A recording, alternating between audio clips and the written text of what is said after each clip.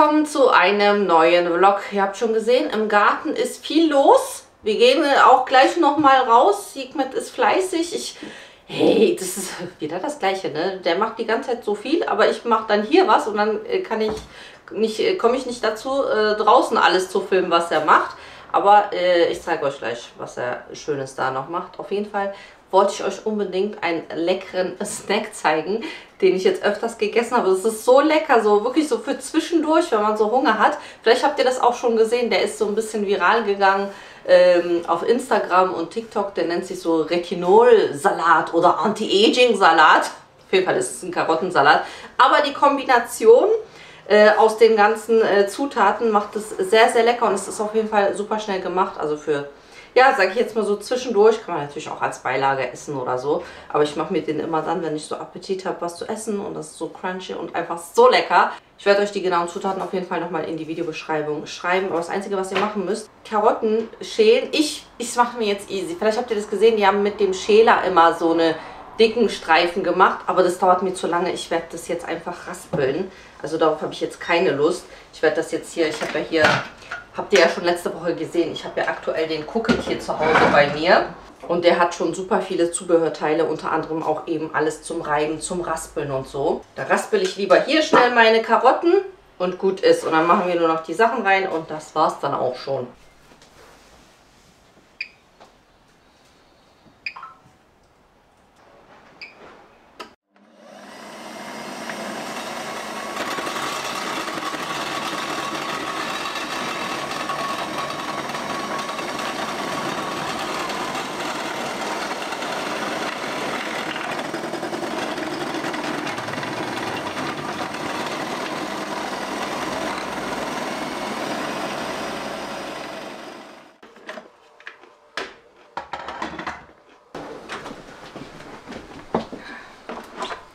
Jetzt habe ich hier die perfekten Raspeln. Ich habe jetzt extra diese dickeren Raspeln gemacht und die sind perfekt. Als wenn ich jetzt mit dem Schäler hier 3 Stunden schäle.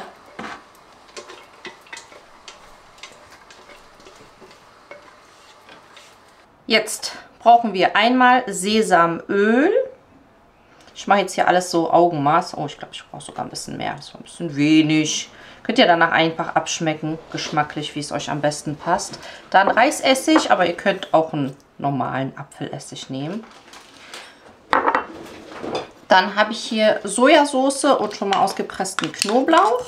Dann habe ich hier noch chinesisches Chiliöl. Das ist einfach so crunchy, ja genau, crunchy Chiliöl. Das findet ihr auch überall im Asiamarkt. Könnt ihr aber auch weglassen. Ist halt ganz nice, so ein bisschen diese crunchy Schärfe dabei zu haben. Aber ihr könnt auch entweder normal Chili dazu geben oder komplett weglassen. Sesam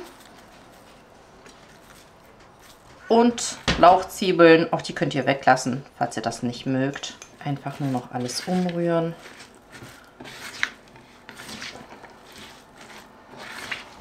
Das könnt ihr auch schön auf Vorrat machen. Also das auf jeden Fall auch ruhig ein bisschen so ein paar Minuten durchziehen lassen, dann schmeckt es noch besser.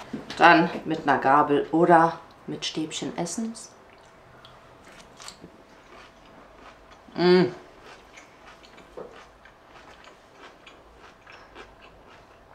Das ist so lecker.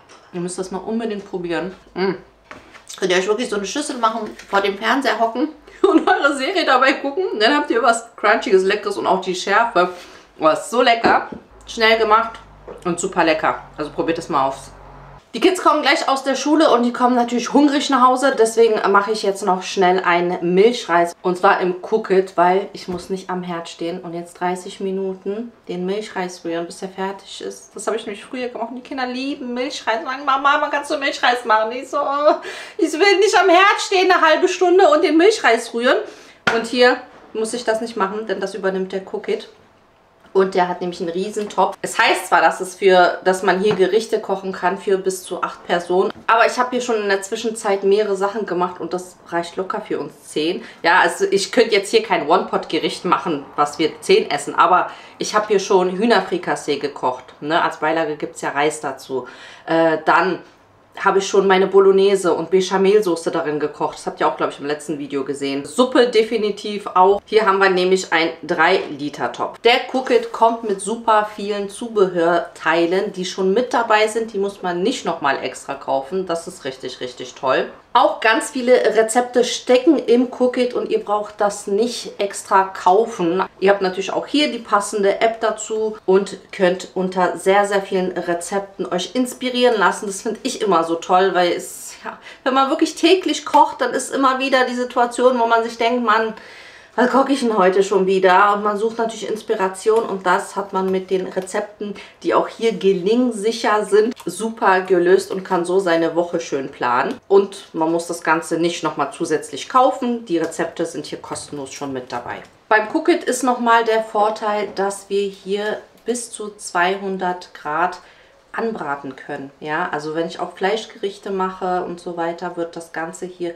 richtig, richtig schön heiß angebraten. So haben wir halt auch schön Röstaromen. Also ich finde, ihr wisst ja, ich habe ja auch den Thermomix und war auch damit zufrieden, aber ich habe den Thermomix immer eher wie einen Mixer benutzt. Hier beim Cookit ist es schon eher für mich wie ein Kochtopf und ich kann hier wirklich Gerichte kochen. Eben auch Milchreis, der für uns alle reicht. Und das ist mega. Also ich mache jetzt mal den Milchreis und dann kann ich mich hinsetzen und in Ruhe meinen Karottensalat snacken, während der Cookit die ganze Arbeit übernimmt und ich nicht rühren muss, nicht nachkontrollieren muss, sondern einfach mir das Rezept aussuche.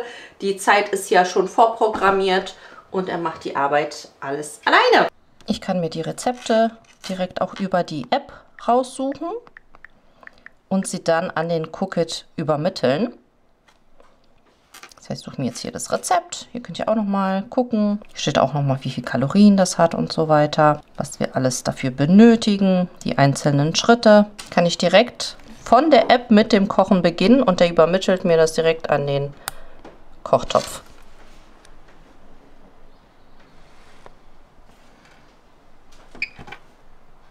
Jetzt die 2 Liter Milch in den Topf. Ich mache sogar ein bisschen mehr, als im Rezept steht. Also auch hier, ihr seid nicht verpflichtet, euch immer so an das Rezept zu halten. Ich mache ein bisschen mehr Milch rein, weil wir mögen unseren Milchreis ein bisschen flüssiger.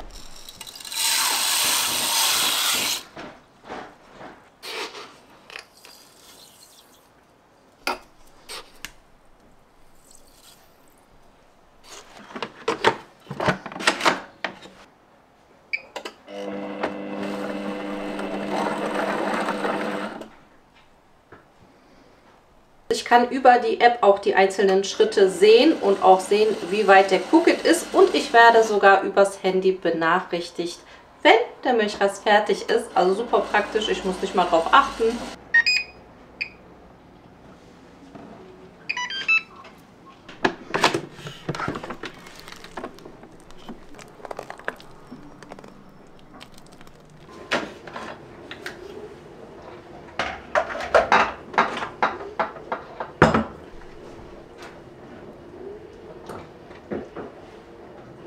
Und so schnell ist der Milchreis fertig, ohne dass ich was machen musste. Also der Cookit ist schon wirklich eine Erleichterung und Zeitersparnis im Alltag. Letztens habe ich auch Popcorn gemacht. Och, das ist voll mega. Ich kann sonst nie Popcorn machen. Wenn ich den versuche selber im Topf zu machen, der brennt mir immer an. Und hier mit dem Cookit, dadurch, dass er eben sich bis auf 200 Grad aufheizt, kann man auch Popcorn machen. So, das ist definitiv mehr als 8 Portionen. Ich habe auch, das habe ich ungefähr 400 Milliliter mehr Milch reingemacht als im Rezept. Und das sind locker 10 Portionen. Man sieht, es ist auch nichts angebrannt. Nichts klebt am Boden.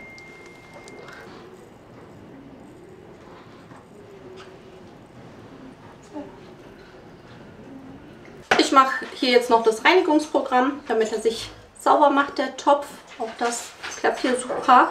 Und alle Teile sind auch spülmaschinenfest, also das ist auch mega praktisch. Sagt mir gerne Bescheid, ob ihr vielleicht jetzt nochmal ein Vergleichsvideo zum Thermomix haben wollt, wo ich jetzt nochmal parallel so ein bisschen mehr drauf eingehe. Was sind jetzt die Unterschiede zwischen dem Thermomix und dem Cookit von Bosch? Sagt mir da gerne Bescheid, dann würde ich das als nächstes machen. Ich finde den, wie gesagt, mega toll, vor allem, dass er eben einen großen Topf hat, dass man auch für mehr Personen drin kochen kann, vor allem eben auch mehr Gerichte kochen kann. Sagt mir da auf jeden Fall Bescheid, dann mache ich das nochmal. Ansonsten findet ihr ihn natürlich verlinkt unten in der Videobeschreibung. Und nachdem wir unseren Milchreis gegessen haben, uns gestärkt haben, gehen wir ein bisschen in den Garten. Das Wetter ist sehr schön und wir helfen Papa ein bisschen. Bei der Gartenarbeit. Oh mein Gott, ich sehe plötzlich Erdbeeren überall. Was? Oh mein Gott, ich habe schon 2, 3 Rezepte, die ich auf jeden Fall mit euch machen werde mit Erdbeeren. Hier, ist alles hier voll mit Erdbeeren, ne? Bis da ganz nach hinten. Oh, ich freue mich. Blicky, was machst du da? Blicky. Na, du liebst es hier draußen, ne? Du liebst es hier draußen, ne, mein Schatzi? Ja, so schön hier draußen, ne? Du bist hier am Umpflanzen.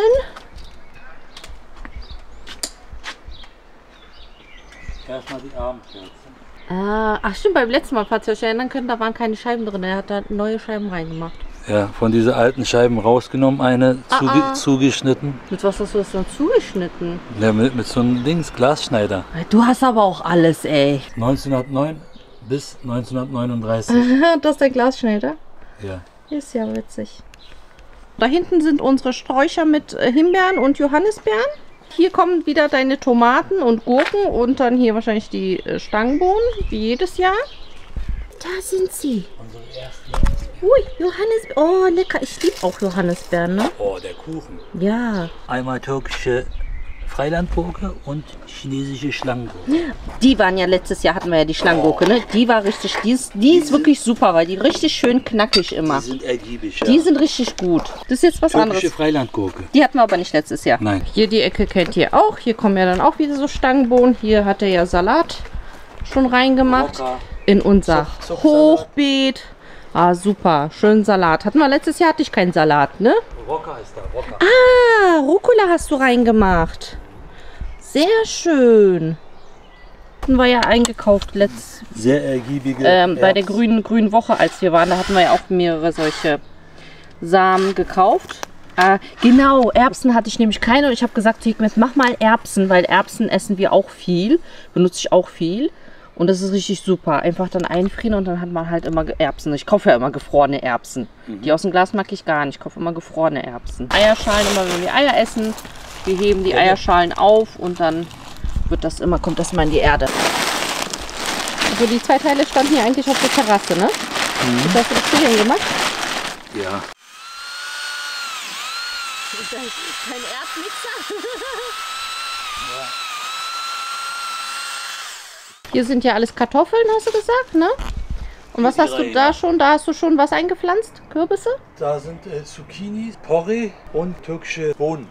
Da können auch wieder die Stangenbohnen, also die Bohnen, sich hochrankeln.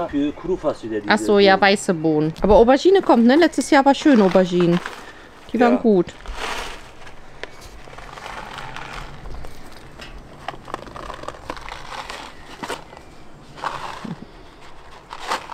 Lecky. Er denkt, das sind Leckerlis. Nicht, dass er die Erbsen, er denkt, er hört sich an wie Leckerli-Tüte. Ja, ja.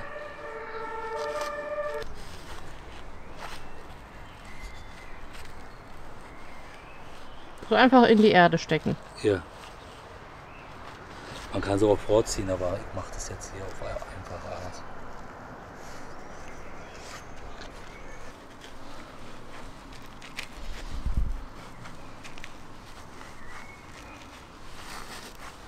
Das sind Stangenbohnen. Da hast du die Bohnen eingeweicht? Ja. Wie lange? Stunde. Ah, okay. Da keimen die schneller oder was? Ja. Am besten immer nicht übereinander, sondern ein bisschen so verteilen, damit sie sich nicht stören. Jedes Loch zum Beispiel so, 3 reichen schon auch, aber ich mache meistens immer 5 bis 6. Und dann mit dem Abstand hier die nächste Grube von ungefähr 20 cm. So, am besten immer verteilen. So, 1, 2, 3, 4, 5. So habe ich sozusagen gute Ergebnisse erzielt.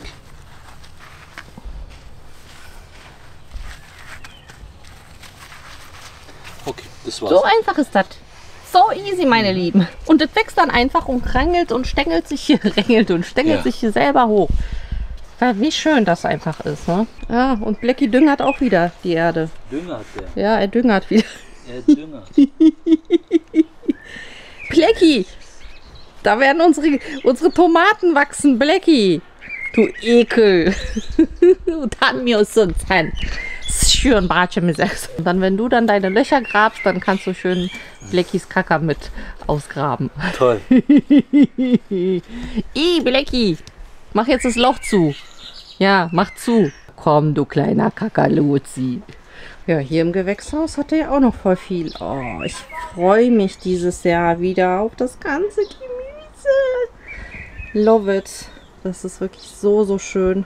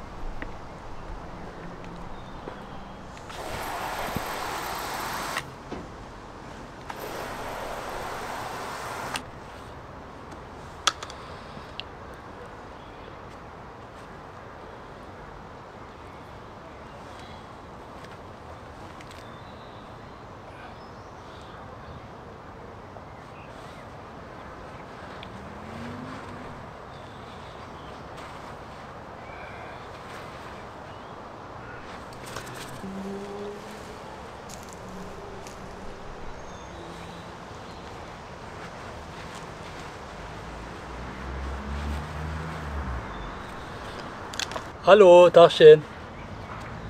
Alles okay? Auch, danke.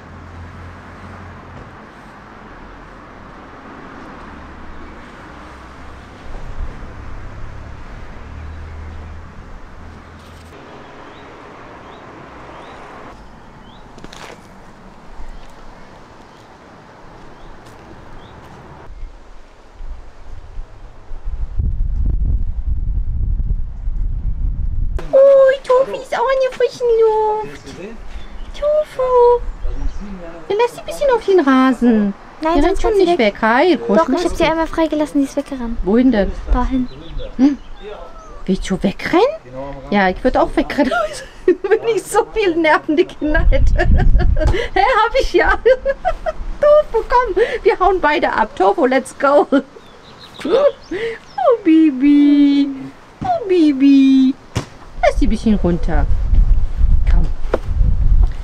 Renn aber nicht weg, Tofu.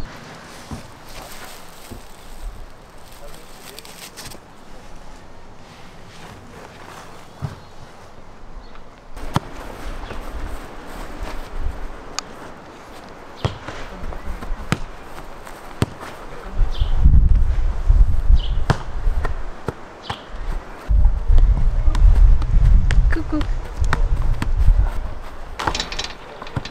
Ja, wir machen immer Wettrennen mit mir. Bizeps, na okay, da komme ich noch nicht ran. Aber so einen will ich auch. Entschuldigung. So, lassen wir das fertig, oder? Gut. Immer so ein rund um die Pflanze sozusagen. Guck mal, so, einfach so, dazwischen so. So, dass die Erdbeeren trocken bleiben und nicht verfaulen und extra noch Schutz. Guck mal, hier ist es in so einem Dings drin. Ne? Zum Beispiel ein bisschen hier darunter. Bring mal ein bisschen. Mach einfach darunter und die Erdbeeren raus. Siehst du? So, und das jetzt überall? So kuschelig. Ja, immer ein bisschen so. Kuschelig, jetzt haben die Erdbeeren schön kuschelig. Ja. Ist ja auch Handschuhe? Brauchst du keine Handschuhe? Handschuhe? Wollt ihr Handschuhe haben? Die Schnecken mögen das nicht. Mit einer Hand nehmen, guck mal so, guck mal. Guck. Und dann so aufmachen, guck mal, so aufmachen. Einfach dazwischen so ein bisschen so verteilen. So. Die auch Und dann aber die Erdbeeren nicht verdeckt. Hm? Ja.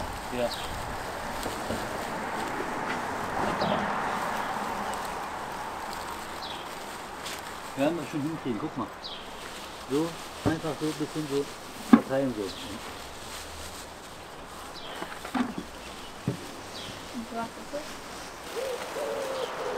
Oh, hier ist ein yandı. Grumpy ist so Dings, ja, ne? Was? Ja, ne Grumpy, mürrisch. Mürrisch? Was ist ein Grumpy? Bunun mürriş-artı bu mu? Frag mal ChatGPT. Bak bakayım bana. Grumpy Teenager. Böyle mürriş. Es gibt doch Grumpy Cat. Kennst du nicht die Grumpy Cat? Die hat so ein Dingsgesicht, so. Ja. Ja, aber ich muss noch mal googeln, was Trump bedeutet. Meine Lieben, das Video ist zu Ende für diese Woche. Ich hoffe, es hat euch gefallen. Nächste Woche geht es weiter. Ihr könnt hier das Video von letzter Woche angucken, falls ihr das noch nicht gemacht habt. Hier könnt ihr den Kanal abonnieren, falls ihr das auch noch nicht gemacht habt. Und ich hoffe, wir sehen uns nächste Woche bei einem neuen Video wieder. Bis bald!